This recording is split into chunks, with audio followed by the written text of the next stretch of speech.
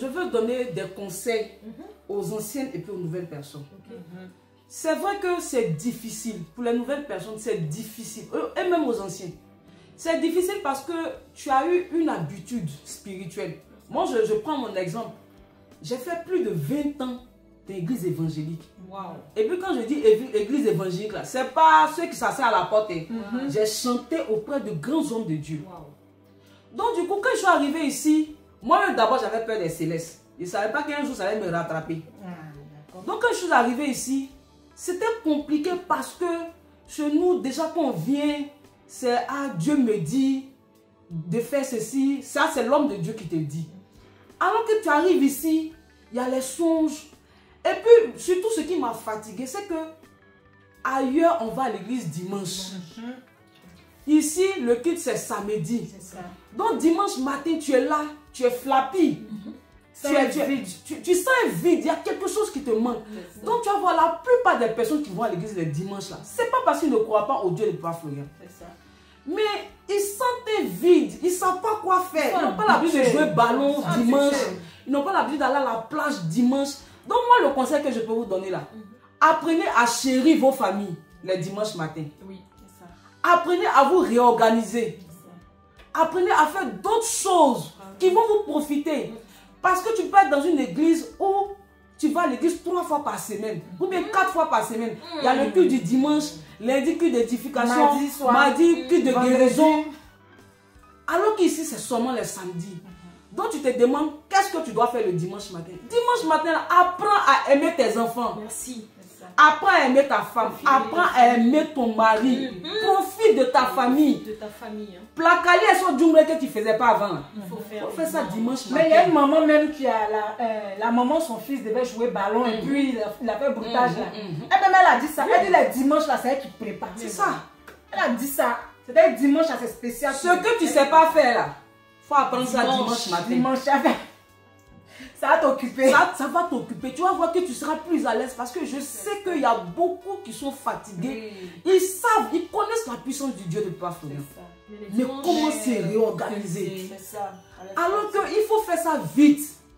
Parce que attendre demain là, on ne sait pas de quoi elle fait aujourd'hui. Ça peut te rattraper. C'est le conseil d'une évangélique. C'est le conseil d'une évangélique. Tu es céleste. Tu es catho. Tu es musulman. Tu allais pratiquer fétiche.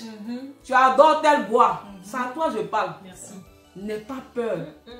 Il y a la culpabilité aussi dedans. Le pasteur m'a rendu service. Non, sa femme m'a fait ça pour moi. Si je les quitte là, est-ce qu'ils ne vont pas me traiter de traite? Exactement.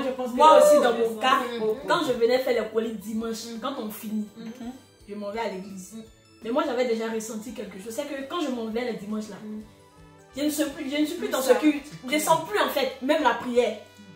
Et même j'avais entendu une voix. Un dimanche, je partais, puis la voix m'a dit, va à la maison.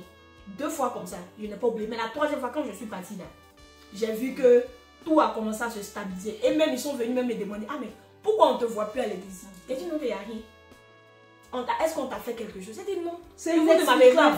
C'est inexplicable. C'est-à-dire que si tu veux rentrer peut-être dans les détails, mais ils vont soit t'énerver. Le diable va passer par eux. Donc mieux tu te tais et puis tu retires. Même moi-même, quand je quittais là, ils ont fait vision sur moi. Que non, il y a mort subite devant toi. Faut voir ma maman dans mon portable.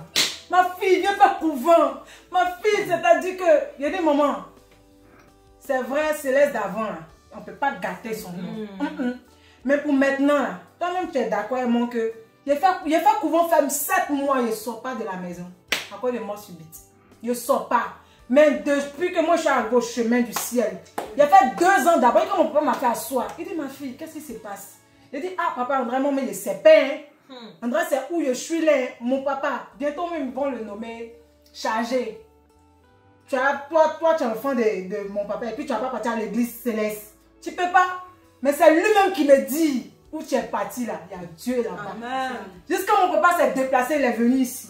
Quand il a regardé les témoignages, arrivé à la maison, première parole qu'il a dit.